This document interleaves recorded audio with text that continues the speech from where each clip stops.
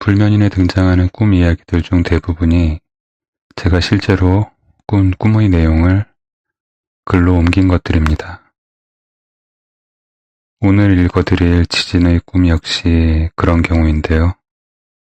저에게는 굉장히 무섭고 슬픈 꿈이었고, 불면인의 여러 꿈 중에서도 유난히 가슴 아프고 그러면서도 정이 많이 가는 이야기입니다.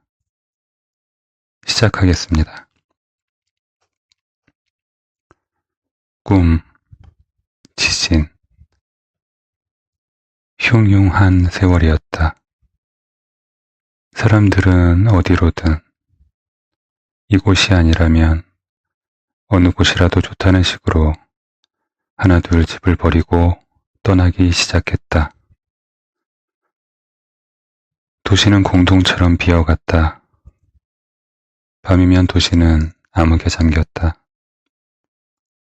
네온사인도 간판도 커피숍도 불을 켜지 않았다. 갈라졌다가 다시 충돌한 아스팔트는 꽤 높은 언덕을 만들었고, 사람들은 솟아오른 아스팔트 언덕을 넘어 어디론가 길을 재촉했다. 하지만 우리처럼 남는 사람들도 있었다. 남은 사람들은 어딜 가도 마찬가지일 거라고 믿었다. 울림이 시작되면 몸을 웅크렸고, 울림이 지나가고 나면 먹을 걸 찾아 걸었다. 많은 사람들이 죽어갔다.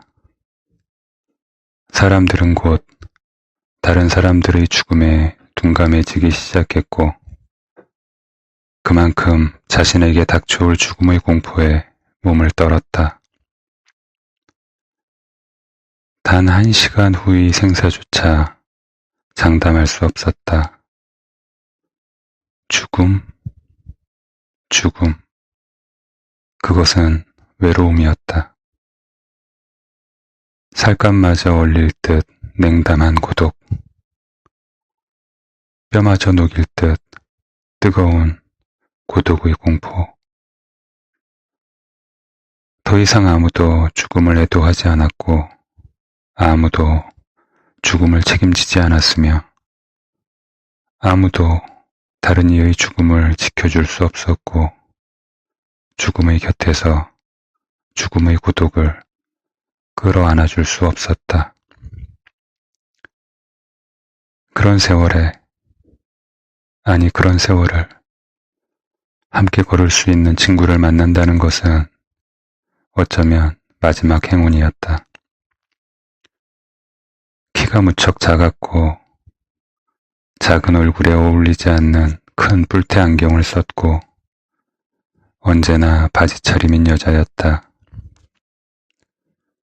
우리는 별로 말을 많이 나누지 않았다. 처음 땅이 갈라졌다가 닫힌 날 이후로 사람들은 조금씩 말을 잃어갔다. 열린 땅이 닫히고 나면 얼마 동안은 고요했고, 닫힌 땅이 주는 잠시의 고요처럼 침묵이 고요를 가져온다고 믿기 시작했다. 사람들이 떠나버린 도시에서 먹을 것을 구하는 것은 어려운 일이 아니었다. 적은 수의 사람들이 남았고, 남은 사람들은 끼니조차 적게 먹었다. 우리는 거리와 이어진 거리와 거리를 걸었고, 아주 멀리까지 갔다가 돌아오기를 반복했다.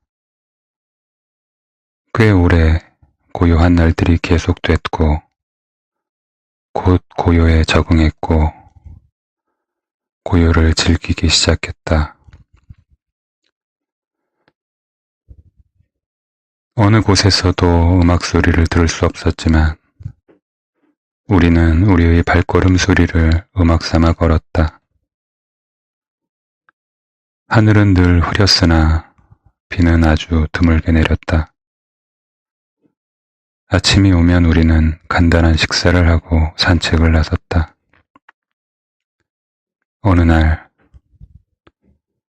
평소 걷던 코스와 달리 반대편 코스를 잡고는 1시간쯤 걸었을 무렵 갑자기 땅이 10cm쯤 가라앉았다가 다시 솟아올랐다.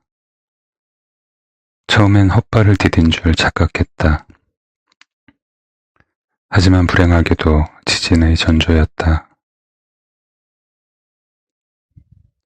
분명 곧 지진이 시작될 것이다.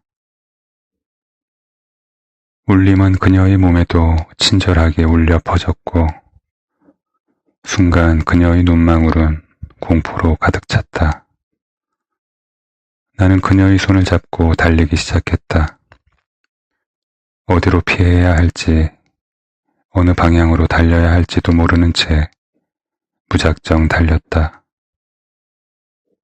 그러다 어느 순간 그녀의 손이 내 손을 잡아 끌었다. 왜? 그녀의 눈동자를 읽으려는데 그녀가 나를 보며 고개를 가로저었다. 그녀의 눈동자가 빠르게 주변을 훑었다. 그녀의 시선이 오른쪽에 있는 단층집에 날아가 꽂혔다. 바로 저곳이라고 결정한 듯 단호한 눈빛이었다. 나는 그녀의 손에 이끌려 현관과 마당을 지나 집 안으로 달려 들어갔다. 나는 그녀의 손을 놓고 싶지 않았다. 그녀의 작은 손은 떨고 있었지만 따뜻했다. 그녀가 몸을 낮추라는 신호를 보냈다. 우리는 마치 한마디라도 내뱉으면 그대로 땅을 분노케 해서 갈라진 틈 속으로 빨려 들어가기라도 할 것처럼 말을 아꼈다. 그녀와 나는 마주본 채로 몸을 웅크리고 누웠다. 그녀의 눈동자는 여전히 공포로 가득했다. 그녀의 눈빛은 어쩌면 오늘이 우리가 동행할 수 있는 마지막 날일지도 모른다고 말하는 듯했다.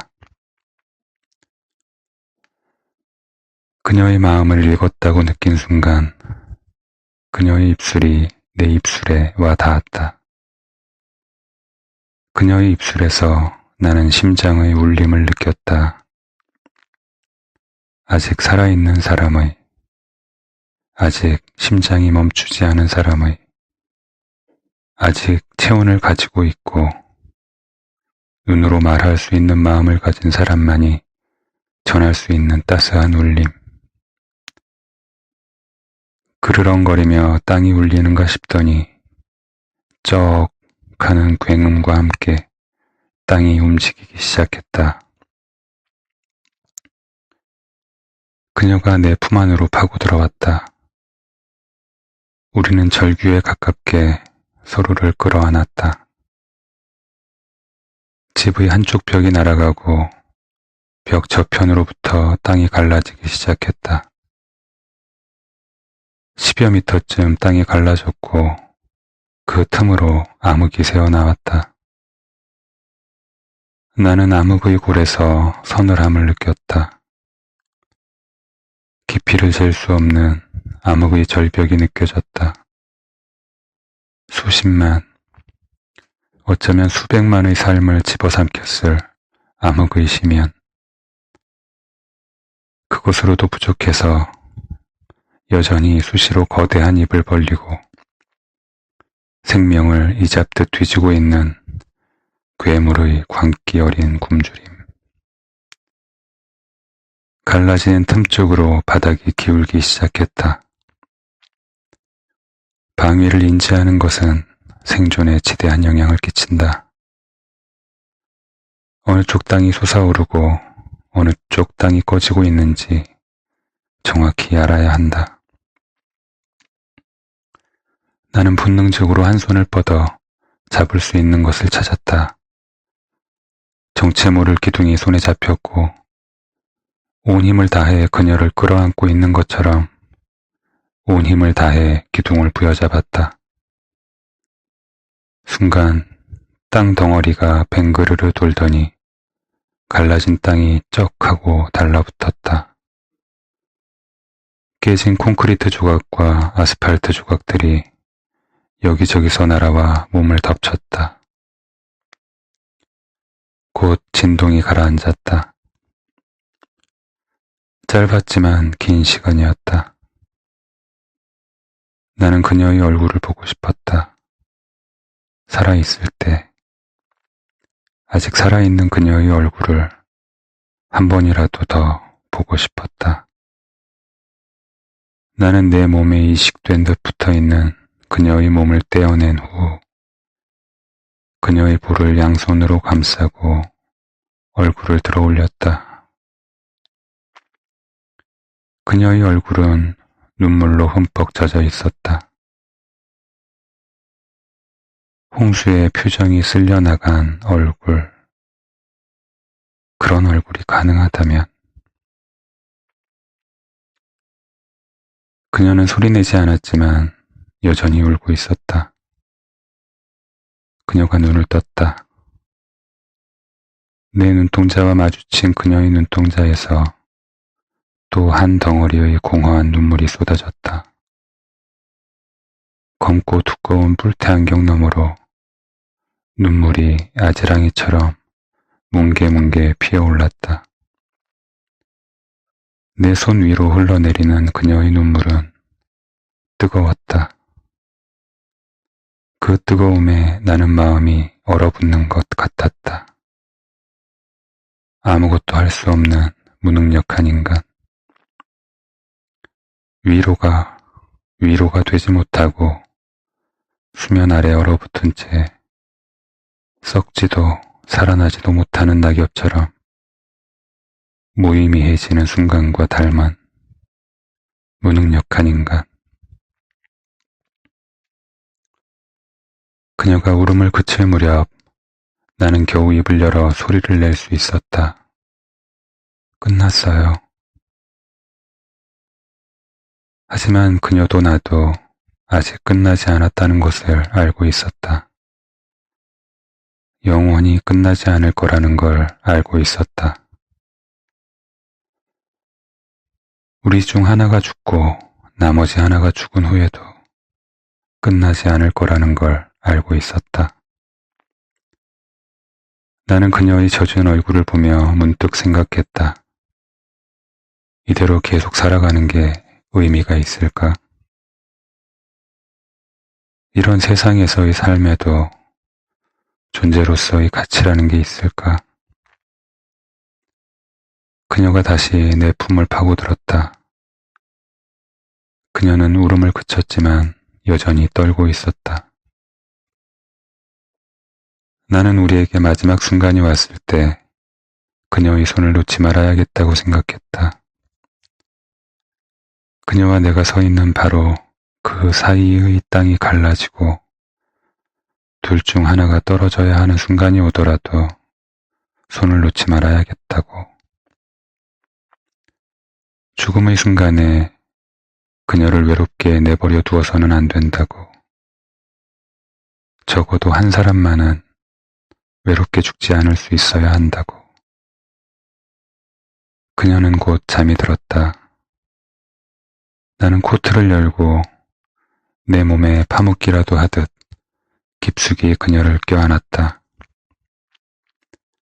나는 내 코에 닿아 있는 그녀의 머리 결에서 어떤 향기를 맡았다.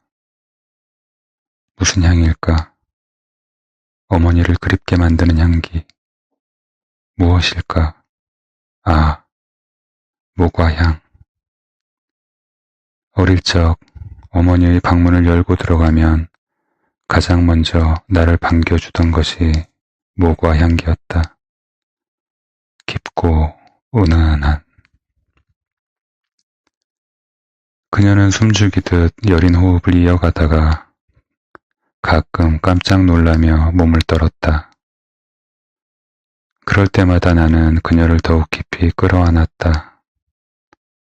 그리고는 곧 나 역시 잠이 들었다. 꼭 애기처럼 자던걸요? 무릎을 모으고 앉아있던 그녀가 미소를 띠며 말했다. 그녀의 미소 참 오랜만이다. 긴 산책 중에도 깨져버린 편의점을 뒤져 찌그러진 캔을 찾아 마주보고 식사를 하면서도 그녀는 잘 웃지 않았다. 언제 닥칠지 모르는 재앙이 인간에게서 가장 먼저 걷어가 버린 것이 바로 미소였다. 세상에서 오직 한 사람만이 표현해낼 수 있는 그 사람만의 유일한 웃음. 재앙은 미소를 검은 낯빛으로 바꾸어 놓고 스스로 미소 짓는다. 재앙은 잔인하다. 오랜만에 깊은 잠을 잔 덕분인지 몸이 개운했다. 언제 일어났어요? 1시간쯤 전에요. 나는 그녀의 미소를 보며 잠시 머릿속에서 잔인한 지진의 진동을 지워버릴 수 있었다. 나는 웃었고 그녀도 웃었다. 먼지 위로 흘러내린 눈물 자국으로 온통 얼룩진 얼굴이었지만 그녀의 미소는 눈이 부셨다. 우리는 곧 반쯤 부서진 집을 빠져나와 오전의 지진이 새로 만들어 놓은 언덕을 넘어 다른 생존자들을 찾아 걷기 시작했다. 살아남은 자들은 연장된 수명의 길이만큼 더욱 깊은 공포에 빠져들었다. 어쩌면 당연한 일이지만 살을 찢고 나올 듯 쿵쾅거리던 심장이 안정을 찾고 나면 다른 남은 사람들을 찾았고 포옹으로 서로를 위로했다. 땅은 전쟁하듯 갈라지고 서로를 들이받았지만 재앙 속에서 생존한 사람들은 그 이전의 어떤 삶보다도 따뜻하게 살려고 노력했다. 황폐한 땅 위에서 만날 수 있는 유일한 반가움이 있다면 그것은 오직 사람뿐이었다.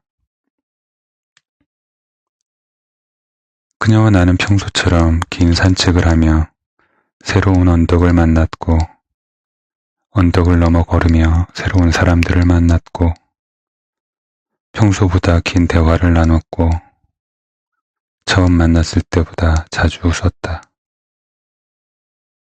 이렇게 무지경하게 공포스러운 세상이 아니었다면 아마도 우리는 결혼을 고민하고 미래를 약속하고 집을 얻고 아이를 낳고 함께 늙어갔을지도 모른다. 하지만 지금은 사람과 사랑 말고는 모든 것이 부질없는 세상이다. 우리는 먹을거리를 찾아야 하는 때가 아니면 가능한 한 큰 건물들을 최대한 멀리 두고 걸었다. 꼭 갈라진 땅에 먹히지 않더라도 쓰러지는 건물에 깔려 죽는 경우도 많았다. 다행히 우리는 때에 맞춰 식량을 구할 수 있었고 예고 없이 수시로 덮치는 잦은 지진을 함께 피할 수 있었다. 그러나 위험은 여전히 도처에 도사리고 있었다. 생활 자체가 위생적이지 못했던 탓에 우리는 자주 감기에 걸렸고 고열과 기침에 시달렸다. 약을 구하는 것은 식료품을 구하는 것처럼 쉬운 일이 아니었다. 식품점 주인들은 대부분의 무거운 인스턴트 식품들을 버리고 떠났지만 약국은 달랐다. 생존자들은 줄이지는 않았지만 대부분 영양 결핍이었고 감기나 폐렴처럼 가벼운 병으로 생명을 잃기도 했다. 우리는 가능한 한 빛이 많이 드는 단층집을 골라가며 보금자리를 옮겼지만 빛을 가로막은 두꺼운 구름 아래에서 날이 갈수록 쇠약해져 갔다. 어느 날 아침 무거운 하늘이 드디어 긴 침묵을 깨고 비를 내리기 시작했다. 장마였다.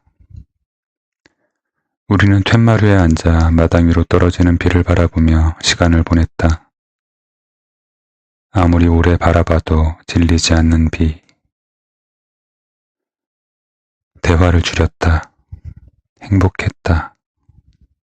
비는 우리에게 풍요였고 서로를 끌어안고 잠드는 시간을 더욱 따뜻하고 행복하게 했다. 오랜만의 긴 비. 기온은 곧 떨어졌고 서늘하다 못해 쌀쌀한 날들이 이어졌다. 이 시간들은 무엇일까?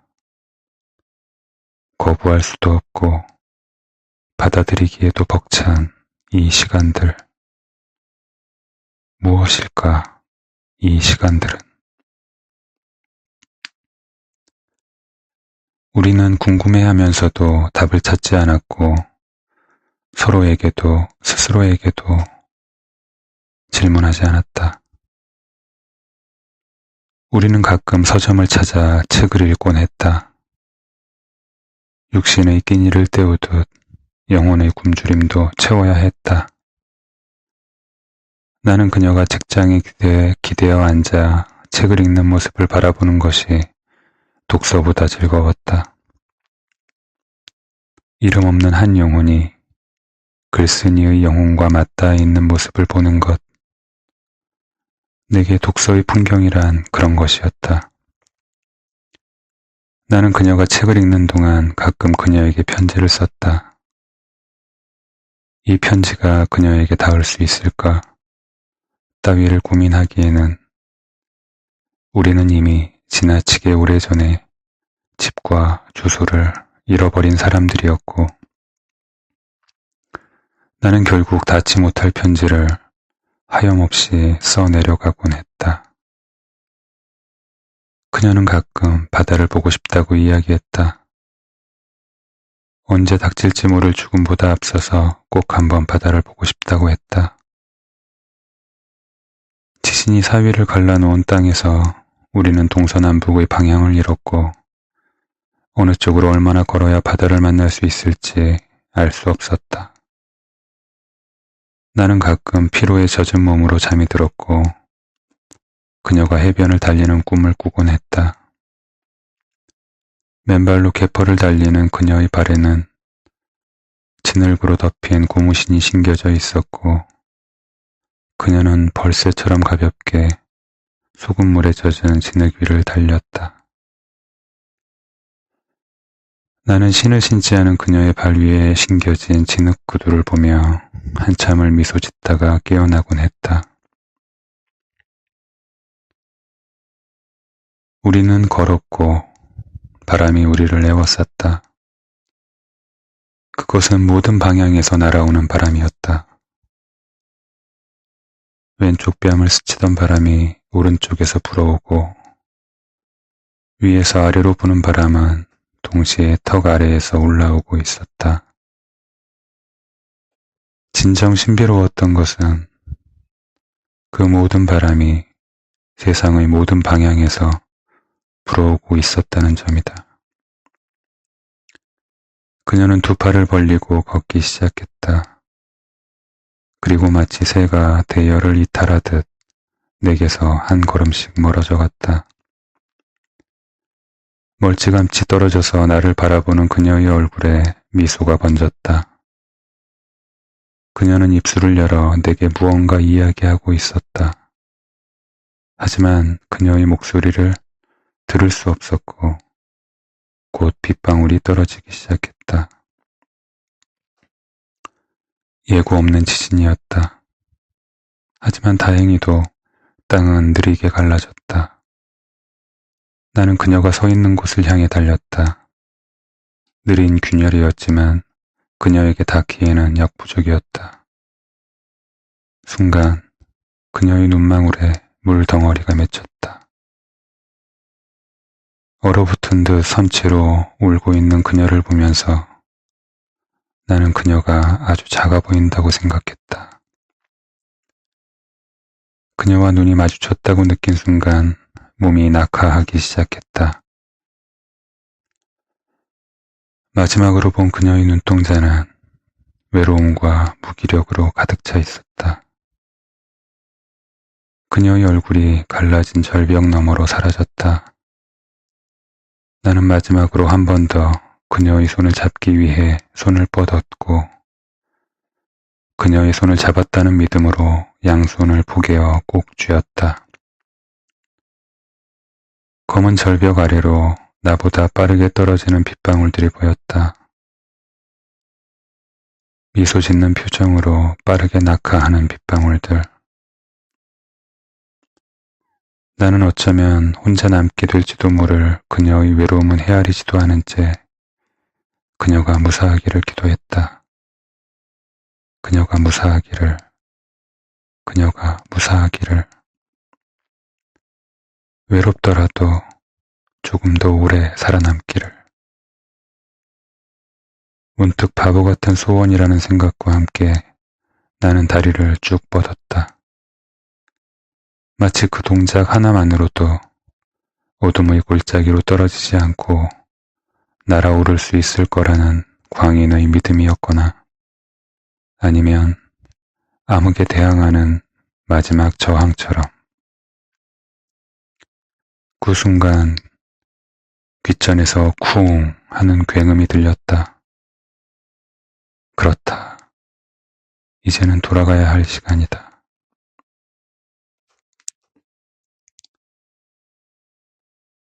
발목이 부서질 것처럼 아프다. 통증은 곧 종아리를 타고 올라왔고 나는 무릎이 깨지는 듯 무겁고 예리한 고통에 얼굴을 찌푸리고 이를 악물었다. 꽁꽁 언 사지가 마치 관 속에 누워 굳어버린 시체처럼 제대로 움직여주지 않았다. 눈을 떴다. 마주잡은 양손은 서로 너무 세게 쥔 나머지 부들부들 떨고 있었다. 꿈결에 뻗은 두 다리는 공중전화 박스 모서리에 사이좋게 나란히 처박혀 있었다. 다행히도 유리창은 깨지지 않았다. 여전히 비가 내리고 있었고 사위는 이미 어두워져 있었다. 행인은 거의 눈에 띄지 않았다. 몇 시쯤 되었을까? 알 수 없다. 나는 축축한 외투 안에 든 노트와 펜을 꺼냈다. 나는 꿈을 기록하기 시작했다. 제목은